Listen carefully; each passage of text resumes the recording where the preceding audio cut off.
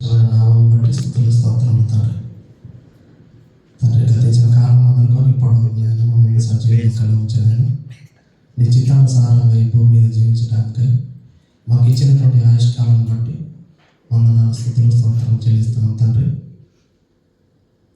తండ్రి నా మాటగా కాక నీ మాటగా బైబిల్ గ్రంథంలో ఉన్నటువంటి విషయాన్ని విశదీకరించి చెప్పేటట్లు జ్ఞానాన్ని దయచేయమని వేడుకుంటూ విన్నవారికి నాకు ఆత్మీయతలు ఎదుగుదలలో మరి వాక్యం సహాయపడినట్లు వాక్యాన్ని మా హృదయంలో భద్రపరచుకొని వాక్య ప్రకారం ప్రవర్తించాలన్న పరిశుద్ధాత్మ దేవుని అన్యోన్య సహవాసం దయచేయమని వేడుకుంటూ క్రీస్తు యేసు వారి పరిశుద్ధ నామంలో ఈ ప్రార్థన వేడుకుంటున్నాను తండ్రి. ఆమేన్.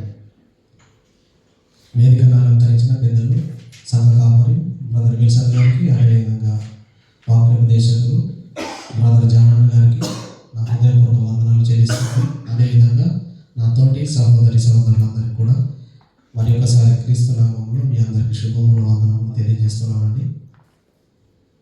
ఈరోజు మరి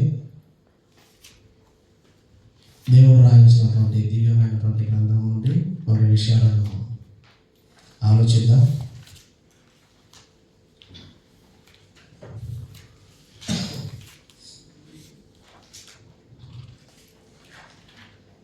దేవుడు మన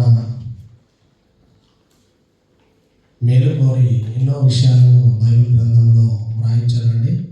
66 పుస్తకాల సమ్మేళనం మన ఆత్మీయ మేలు కొరకు మరియు ఈ లోకంలో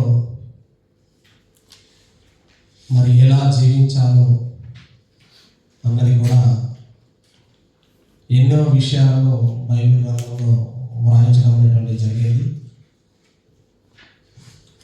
కొన్ని విషయాల్లో ఈరోజు ఆలోచిద్దాం. సహజంగా మానవరీత్యా మనం ఆలోచించినట్టయితే భార్యాభర్తల విషయంలో కానీ, ఒక కుటుంబం విషయంలో కానీ, అదేవిధంగా సమాజం విషయంలో కానీ ఒక వ్యక్తి మనల్ని ఇష్టపడాలి అని అంటే ఏం చేయాలండి? భార్య భర్తను ఇష్టపడాలన్నా, భర్త భార్యను ఇష్టపడాలన్నా భర్తకు నచ్చినట్టుగా భార్య జీవించాలి, ప్రవర్తించాలి, లోబడి ఉండాలి. అదేవిధంగా భర్త భార్యను ప్రేమించాలి. అలా ఉంటేనే ఆ కుటుంబం అనేది నిలబడుతుంది, ఆ కుటుంబం అనేది కట్టబడుతుంది. ప్రేమ వల్ల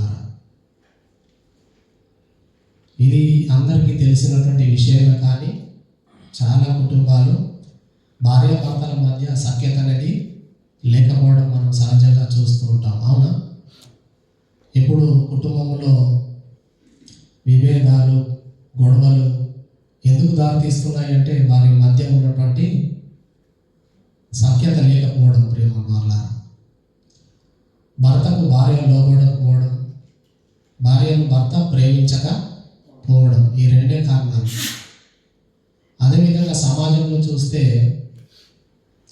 సమాజంలో ఒక వర్గం వారు ఇంకో వర్గం వారిని ద్వేషిస్తున్నారంటే వాళ్లకు వ్యతిరేకమైనటువంటి పనులు ఇంకో వర్గం వారు చేసి ఉండాలి. వాళ్ళకి ఇష్టమైనవి కాకుండా వాళ్ళు ద్వేషించేవి, వాళ్ళకు పడనివి వీళ్ళు చేసి ఉంటేనే అలాంటి విభేదాలు సమాజంలో చోటు చేసుకుంటున్నాయి. అదేవిధంగా ఎక్కడ చూసినా సమాజంలో, కుటుంబంలో ఎన్నో వైరుధ్యాలు తలెత్తుతున్నాయంటే కారణం వారి మధ్య ఐక్యమత్యం, ప్రేమ, అనురాగాలు, సఖ్యత లేకపోవడమే. ఒక వ్యక్తిని సహజంగా ఇష్టపడాలంటే తనకు నచ్చింది ఒకరికి నచ్చింది ఒకరు చేయాలంటే, ఇద్దరు డ్రింకర్స్ ఉన్నారనుకోండి, పోటీ మీద తాగాలి మరి. అవునా? ఒక్క పెగ్గు 2 పెగ్గులతో సరిపోదు. ఒక్క పెగ్గు తక్కువ తాగినా అక్కడ గొడవ స్టార్ట్ అవుతుంది. అంటే వాళ్ళిద్దరి సహవాసం, వాళ్ళిద్దరి క్యారెక్టర్ ఒకటే కనుక వాళ్ళిద్దరు ఒకరినొకరు ఇష్టపడుతూ ఉంటారు. అవునా? అదే ఒక తాగే వ్యక్తి ఇంకో త్రాగని వ్యక్తితో సహవాసం చేస్తాడండి అసలు. ఇలా మనుషుల మధ్య ఎన్నో మనము సంఘటనలు సన్నివేశాలు మనం చూస్తూ ఉన్నాం ప్రేమ వాళ్ళ. మనుషుల విషయం కొద్దిసేపు పక్కకు పెడితే దేవుడు ఇచ్చినటువంటి 66 పుస్తకాలలో ఉన్నటువంటి మరియు మహాజ్ఞానము ఎన్నో విషయాలను మనిషి చదివి చదివి చదివి అర్థం చేసుకొని జీవించడంలో అలసిపోవాలని తప్పితే ఇందులో ఉన్నటువంటి జ్ఞానం మాత్రం తరిగిపోదు ప్రేమ వాళ్ళ. ఎంతమంది ఉన్నారండి ఈ లోకంలో? పాస్టర్లుగా, దైవ వాక్యోపదేశకులుగా ఎంతోమంది ఉన్నారు. రోజు ఒక 100 మెసేజ్లు వెళ్తున్నాయి. అయినా బైబిల్లో నుంచి జ్ఞానం తగ్గిపోయిందా అంటే తగ్గలేదు. ప్రతి ఒక్కరు ఎవరో కొత్త విషయాన్ని చెబుతూనే ఉన్నారు ప్రేమ వాళ్ళ. మరి మనందరినీ కలిగించినటువంటి ఆ మహాదేవుడైనటువంటి మన కన్నతండ్రి అయిన దేవుడుకి కూడా కొన్ని ఇష్టాలు ఉంటాయి. అతనికి ఇష్టంగా ఈ భూమి మీద క్రైస్తవులు బ్రతికితేనే ఆయనతో మనకు సంబంధం అనేది బలపడుతుంది ప్రేమ వాళ్ళ. లేదంటే మనతో సంబంధాన్ని ఏం చేస్తాడండి? తెంచుకుంటాడు. మనకు మనసు ఉందంటే ఆయన కూడా మనసు ఉంది ప్రేమ వాళ్ళ. ఆయనకు మనసు ఉంది కనుకనే మనకు మనసు ఉంది ప్రేమ వాళ్ళ. తండ్రి యొక్క మనసులోని ఆ ఇష్టాలు ఏంటో కొన్ని మనం చూసుకుందాం ఈరోజు. ఆ ఇష్టాల ప్రకారంగా మనం ప్రవర్తిస్తేనే మనకు ఈ భూమి మీద మనుగడ ఉంటుంది.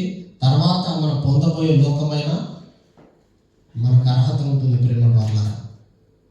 అలాంటి ఆ ఇష్టం, ఆ తండ్రి అయిన దేవునికి ఇష్టాలు ఏంటియో కొన్ని చూద్దాం. సామెతల గ్రంథం 21వ అధ్యాయము 3వ వచనము. నీతి న్యాయమును అనుసరించి నడుచుకునుట బలులు అర్పించుట కంటే యెహోవాకు ఇష్టము. అక్కడ జరిగినటువంటి సందర్భం సామెతల్లో ఈ మాట ఎందుకు రాయబడింది అంటే, ఆ కాలంలో బలులు అర్పణలు తెచ్చేవారు ఎక్కువగా ఉన్నారు, కానీ వాళ్ళలో ఏం లేదట, నీతి న్యాయం తప్పిపోయింది ప్రేమ వాళ్ళారా. దేవునికి ఇష్టమైతే ఏంటో దాన్ని మర్చిపోయారు ప్రజలు. కేవలం బలులు అర్పణలు ఇస్తున్నారు ప్రేమ వాళ్ళారా. ఈ రోజుల్లో కూడా ఆ విధంగా ఉందా లేదా మీరు చూడండి. సమాజంలో చాలా మంది చేసేటివన్నీ చేసేస్తారు, మళ్ళీ తీసుకొచ్చి కానుక పెట్టలో ఏం చేస్తారు? కానుకలకు సమర్పిస్తారు ప్రేమ వాళ్ళ. దేవునికి ఇష్టమైనది ఏంటంటే, మొట్టమొదట నీ బ్రతుకుల్లో నీతి కనపడుతుందా, న్యాయాన్ని కనపరుస్తున్నావా, అది చూస్తానండి. బలి అర్పణలో తర్వాత విషయం, కానీ మొట్టమొదట చూసేది నీ బ్రతుకులో నీతి న్యాయం ఉందా లేదా అది చూస్తానండి. దేవునికి ఇష్టమైనది మొట్టమొదటి ఏంటంటే నీతి న్యాయం ప్రేమ వల్ల. 2వ వచనం చూద్దాం. మొదటి దినవృత్తాంతములు 29వ అధ్యాయము 17వ వచనం. మొదటి దినవృత్తాంతములు 29వ అధ్యాయము 17వ వచనం.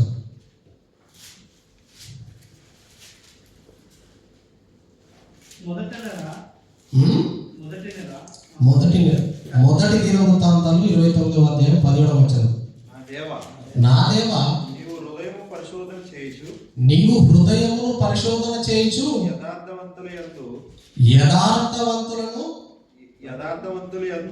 యథార్థవంతుల యందు ఇష్టపడుచున్నావని నేను ఎరుగుదును అన్నాడు. చూడండి, రెండవది ఇష్టమైన ఏంటంట దేవునికి? యథార్థత. మరొకసారి చదవండి వచనాన్ని. నా దేవా, హృదయాన్ని పరిశీలిస్తాడంట. అసలు వీడు యథార్థంగా ఉన్నాడా లేదా, వీడి హృదయం యథార్థంగా ఉందా లేదా అని చూస్తుంటాడండి ప్రేమ వాళ్ళారా. నువ్వు యథార్థవంతుల యందు ఇష్టపడుచున్నావని నేను ఎరుగుదును. భక్తుడు తెలుసుకున్నాడండి, దేవుడికి యథార్థవంతులు అంటే చాలా ఇష్టం. మొట్టమొదటి ఏం చెప్పాడండి? నీతి న్యాయములు అనుసరించాలి. తర్వాత యథార్థంగా నీవు బ్రతకాలి. ఇవి దేవునికి ఇష్టమైన ప్రేమ వల్ల ఈ ప్రకారంగా క్రైస్తవులైన వారు ఉంటేనే దేవునితో సంబంధాన్ని కలిగి ఉంటాడు ప్రేమ వల్ల. లేదంటే దేవుని దృష్టిలో మనం ఇష్టలము కాలేము, ఎప్పటికీ కాలేము ప్రేమ వల్ల.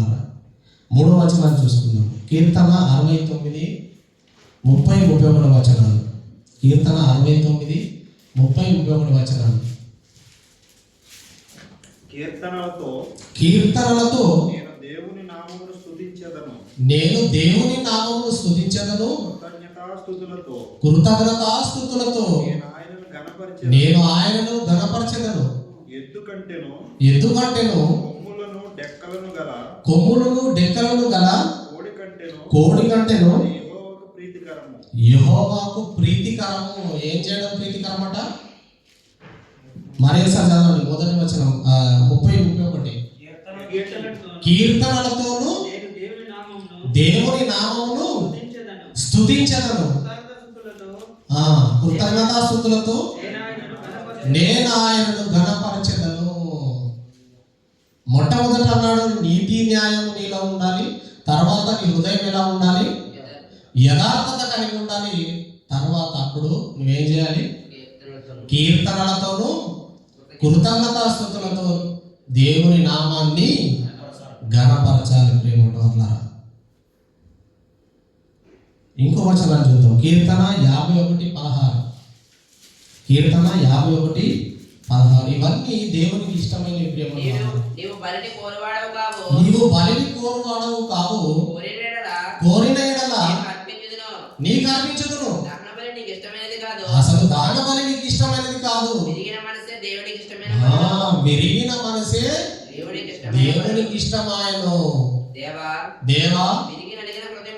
విరిగి నలిగిన హృదయమును నీవు అలక్ష్యము చేయవు. విరిగి నలిగిన హృదయం ఎక్కడ ఉంటుందో అతని అంతే లక్ష్యం ఉంచుతానటండి ప్రేమ వల్ల. నిజంగా విరిగిందండి. పాపం విషయమై విరిగిపోయింది మన మనసు. పాపాలు చూస్తే ఉజ్జీవింపజేస్తుంది మన మనసు. పాపం విషయమై ఏం కావాలంటే మన హృదయము విరిగిపోవాలి, నలిగిపోవాలి. మన మనసు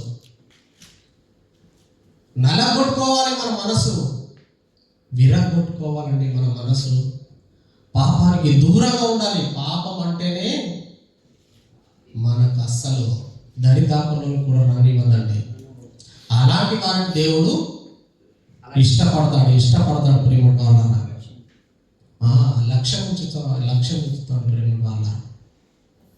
విరిగి నలిగిన హృదయం, యథార్థమైనటువంటి హృదయం, కీర్తనలతోనూ కృతజ్ఞతాస్తుతులతోనూ ఘనపరిచే హృదయం, నీతి న్యాయములు కలిగి జీవించే ఆ బ్రతుకును దేవుడు ఇష్టపడతాడు ప్రేమ వల్ల. ఒకసారి మనల్ని మనం పరీక్షించుకుందామండి. ఒకసారి మన హృదయాలను పరీక్షించుకుందాం. మన హృదయం ఎలా ఉందో మనకి తెలుసండి. ఎవరు వేరే వాళ్ళు చెప్పనవసరం లేదు. మన హృదయం ఎలా ఉందో మనకు బాగా తెలుసు. కనుక దేవునితో సంబంధం కలిగి ఉండాలంటే దేవునికి ఇష్టంగా బ్రతకాలి. ఇష్టంగా బ్రతకాలంటే ఈ క్వాలిటీస్ మనలో ఉండాలి ప్రేమ వల్ల. ఇంకా చూద్దాం. హోషేయ గ్రంథం 6వ వచనం. హోషేయ గ్రంథం 6వ వచనం.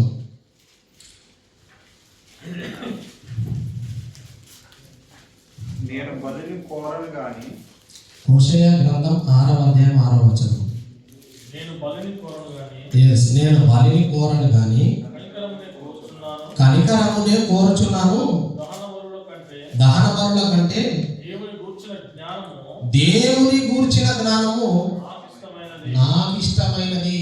ఎవరైతే దేవుని జ్ఞానాన్ని నేర్చుకోవడానికి ఇష్టపడతాడో దేవుడు ఆయనను ఇష్టపడతాడు ప్రేమ వల్ల. కనికరము గల హృదయం ఉండాలి. దేవుని జ్ఞానాన్ని నేర్చుకోవడానికి మనం సమయాన్ని కేటాయించాలి ప్రేమ వల్ల. దేవుని జ్ఞానాన్ని నేర్చుకోవాలి. సమయం దొరికినప్పుడల్లా బైబిల్ విప్పాలి. మధ్యరాత్రి తెలివైతే బైబిలే ముందర పెట్టుకోవాలి. ప్రేమ వాళ్ళారా, మీకు విషయం చెప్పాలా? అద్భుతమైనటువంటి విషయం ఏంటంటే దావీదు చాలా గొప్పవాడు. దావీదు మహారాజు 40 సంవత్సరాలు పరిపాలించాడండి ఇజ్రాయెల్ దేశాన్ని. అంతటి గొప్ప స్థితి కలిగినటువంటి ఆ వ్యక్తి మధ్యరాత్రి లేచి దేవునికి కృతజ్ఞతాస్తుతులు చెల్లించేవాడటండి. ఎవరైనా మనలో మధ్యరాత్రి ఎప్పుడైనా లేచారా దేవునికి థ్యాంక్స్ చెప్పడానికి? చెప్పండి. మధ్యరాత్రి 12 గంటలకు లేచి మోకాలుండి దేవునికి కృతజ్ఞతాస్తుతులు చెల్లించేవాడంటే ఆయనకు దేవుడు అంటే ఎంత పిచ్చో మీరు ఆలోచించండి ప్రియమైన వాళ్ళ. అది కీర్తనలో రాశాడండి, ఆయన స్వయంగా రాశాడు అన్నమాట. ఎంత భక్తండి దేవుడు అంటే ఆయనకి. చాలా అద్భుతమైనటువంటి మాటలు ప్రేమ ద్వారా. వీటిని మనం ధృవీకరించకూడదు. వీటిని మనం ఖచ్చితంగా మన బ్రతుకులో అనుసరిస్తే ఎవరు మెచ్చినా మెచ్చకపోయినా పరలోకమందున్నటువంటి దేవుడు మాత్రం నిన్ను ఇష్టపడతాడు. ప్రేమ వాళ్ళ చాలా ఇష్టపడతాడు. దానిని ఏమన్నాడండి? నా ఇష్టానుసారుడైన మనుషుడు నా ఉద్దేశాలన్నీ నెరవేర్చేశాడు. దేవుడు అంటే పిచ్చి అండి. ఈరోజు అమ్మాయిలంటే పిచ్చి మనోళ్ళకి. నిజంగానా? అమ్మాయిలంటే పిచ్చి. అందమైన అమ్మాయి కనపడగానే ఏందో మరి అది మాయలోకం అది. ఏది కనబడితే దాన్ని వెంబడి పరుగులు ఎడుతున్నారు ప్రేమ వాళ్ళ. బయట వాళ్ళంటే వేరే విషయం. ఈరోజు క్రైస్తవులు చాలా బాధాకరమైనటువంటి విషయం ప్రేమ వాళ్ళ. ఇంకా చూద్దాం. ఎబ్రీ పత్రిక 11వ అధ్యాయం 6వ వచనం. సమయం అయిపోగానే చెప్పండి, ముగించేస్తాను. ఎబ్రీ పత్రిక 11వ అధ్యాయం 6వ వచనం. మళ్ళీ చదవండి. విశ్వాసము లేకుండా దేవునికి ఇష్టడై ఉండుట అసాధ్యము. దేవుని యొద్దకు వచ్చేవాడు ఆయన ఉన్నాడని తన్ను వెతుకు వారికి ఫలము దయచేయవాడని నమ్మవలెను కదా. విశ్వాసం అంటే ఏంటో చెప్తున్నాడు ప్రేమ. విశ్వాసము లేకుండా దేవునికి ఇష్టడై ఉండుట అసాధ్యం. ఏంటి? విశ్వాసం లేకుండా కూడా ఉంటారు మనుషులు? ఉంటారండి. క్రైస్తవుల్లో కూడా ఉంటారు. ఏంటి? విశ్వాసం లేకుండా? అవునండి. కేవలం ఈ లోకం కోసమే, అవసరాల కోసం వచ్చే వాళ్ళకు విశ్వాసము లేదు. ఎందుకంటే డెఫినేషన్ కింద రాశాడు చూడండి. ఏమని రాశాడు? విశ్వాసం అంటే విశ్వాసం బట్టి ముందు వచనం, దాని ముందు వచనం చదవండి. దేవుని యొద్దకు వచ్చేవాడు ఆయన ఉన్నాడని తన్ను వెతుకు వారికి ఫలము దయచేయు అంటే పరలోకం ఇచ్చేవాడని నమ్మాలి. అదే విశ్వాసం అంటున్నాడండి. ఈ విశ్వాసం లేకుండా కూడా వచ్చేవాళ్ళు ఈ లోకంలో ఏదో కావాలని వచ్చేవాళ్ళు కూడా లేకపోలేదు ప్రేమ వాళ్ళరా. అది దేవునికి ఇష్టమైనది కాదు. అలాంటి వారికి దేవుడు ఇష్టపడడు. దేవుడిచ్చేది అతి ఉన్నతమైనటువంటి మహాలోకము. దాన్ని కోరుకోవాలి మనం. ఈ లోకంలో ఉన్నది కాదని చెప్తున్నాడు ప్రేమ వాళ్ళ. అదేవిధంగా 13-16 వచనం. ఎబ్రీ పత్రిక 13-16 వచనం. ఉపకారమును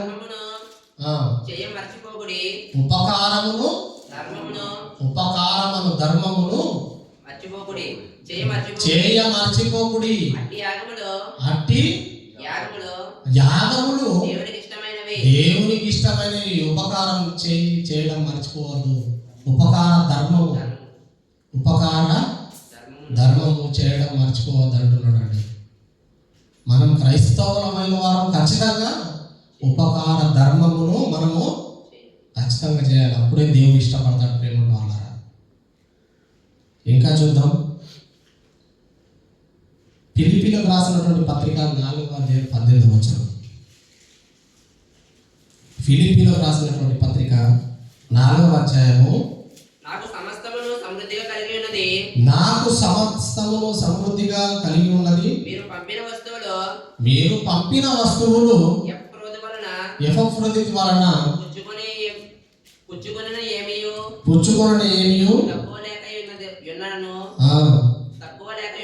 తక్కువ లేక ఉన్నాను. అవి మనోహరమైన సువాసనయు దేవునికి ప్రీతికరమును ఇష్టమైన యాగమునై ఉన్నవి. అంటే సేవకులను ఆదరించడము. ఇక్కడ ఒక మాటలో మనకు అర్థమయ్యేది ఏంటంటే సేవకులకు సహాయం చేయడము, సేవకులను ఆదరించడం అనేది దేవునికి ఇష్టమైనది. ప్రేమ వాళ్ళ ఈ కార్యక్రమాలు కూడా మనము చేయాలి, దేవునికి ఇష్టమైనవి. ఇవన్నీ మనం 1 by 1 చూసుకుంటూ వస్తున్నాం.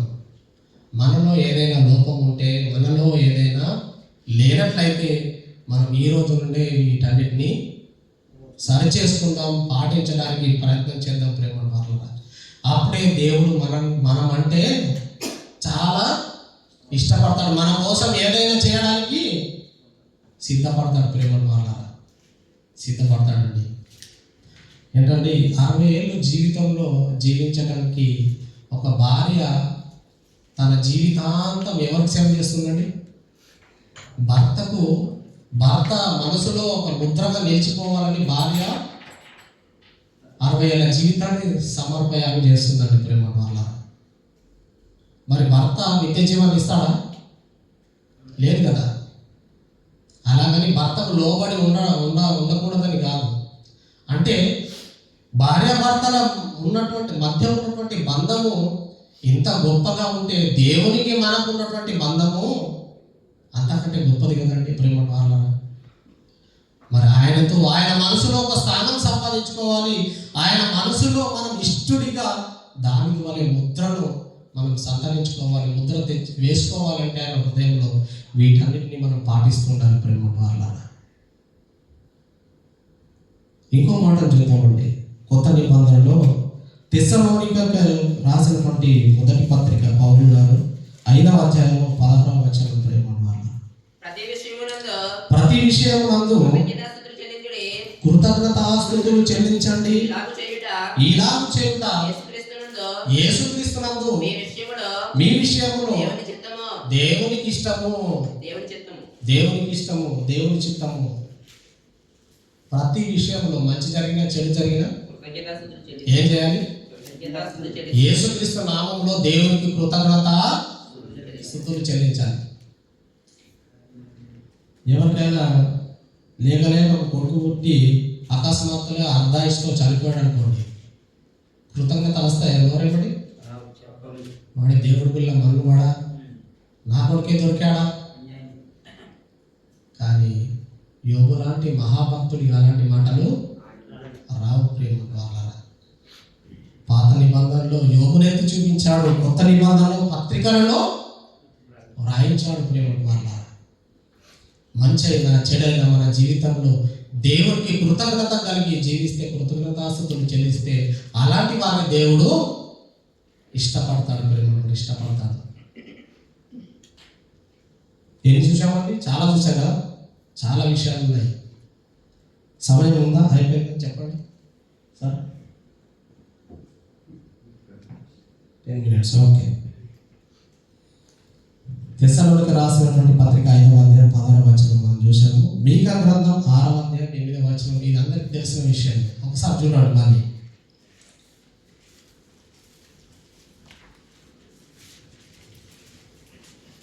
ఒకసారి చూడండి. మీకా గ్రంథం 6వ అధ్యాయము 8వ వచనం. మనుషుడా ఏది ఉత్తమమో అది నీకు తెలియజేయబడి ఉన్నది. న్యాయంగా నడుచుకొనుటయు, కనికరమును ప్రేమించుటయు, దీన మనసు కలిగి ఉండటయు, దీన మనసు కలిగి నీ దేవుని ఎదుట ప్రవర్తించుటయు. ఇంతే కదా యెహోవా నిన్ను అడుగుచున్నాడు అన్నాడు. చూడండి, ఉత్తమం ఏంటో నీకు తెలియజేయబడి ఉన్నది. న్యాయంగా నడుచుకోవాలి. మళ్ళీ రిపీట్ చేశాడు అదే మాట. మొట్టమొదట మనం చదివినటువంటి వాక్యం సామెతల్లో 21:3 అదే చెప్పాడు.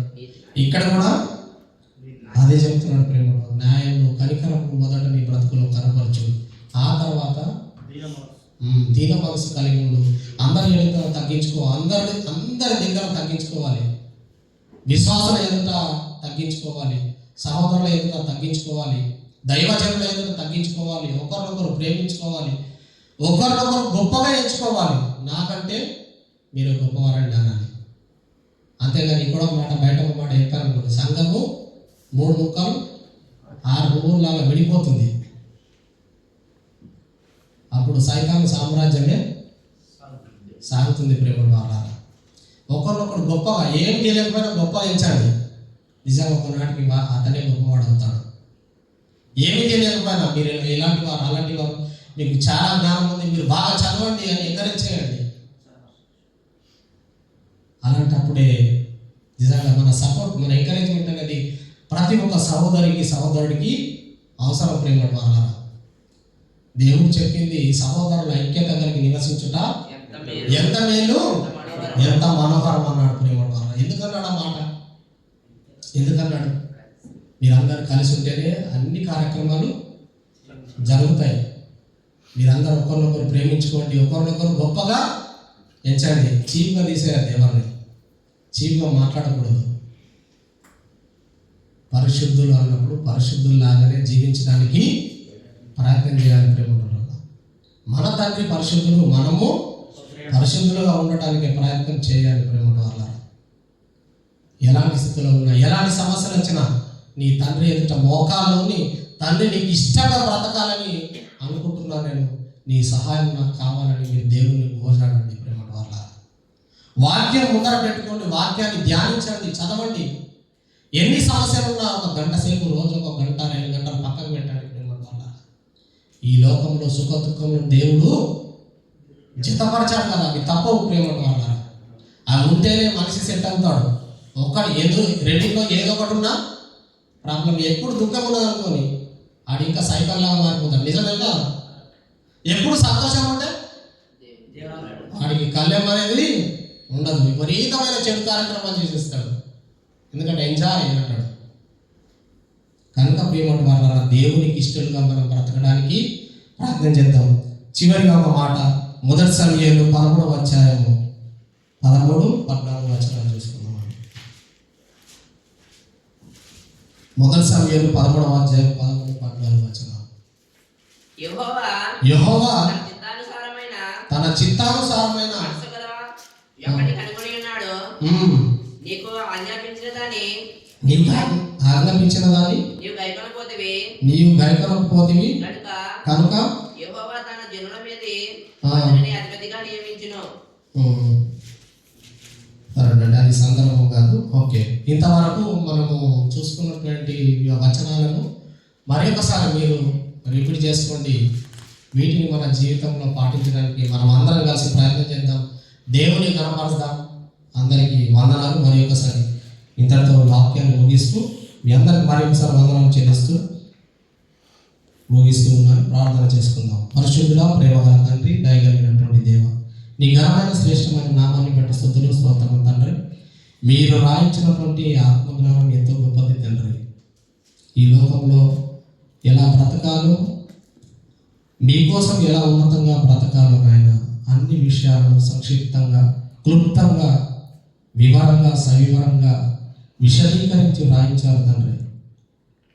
వాటిని మేము ప్రతి దినము చదువుతూ నాయన, మీ మనసును అర్థం చేసుకుని నాయన, మేమందరం కలిసి మెలిసి ఒకరితో ఒకరు మనసు కలుసుకొని నాయన, హత్తుకొని ఒకరినొకరు ప్రేమించుకుని నాయన, నీ నామాన్ని గణపరిచి భూమి మీద మేమందరం కూడా నాయన మీరున్నటువంటి లోకానికి వచ్చినట్లు మా అందరికీ ప్రతి దినం మీ జ్ఞానవాక్కులను తెలియజేయండి. ప్రతి ఆదివారం రోజు నాయన మీ సన్నిధిలో మేము ఆరాధన చేస్తుండగా తండ్రి, మీ యొక్క విశేషమైనటువంటి జ్ఞానాన్ని మాకు దయచేసి మా మనసును మీ వైపు ఆకర్షించమని వేడుకుంటూ క్రీస్తు యేసు వారి పరిశుద్ధ నామాన్ని బట్టి ప్రార్థనని వేడుకుంటున్నాము తండ్రి. ఆమేన్.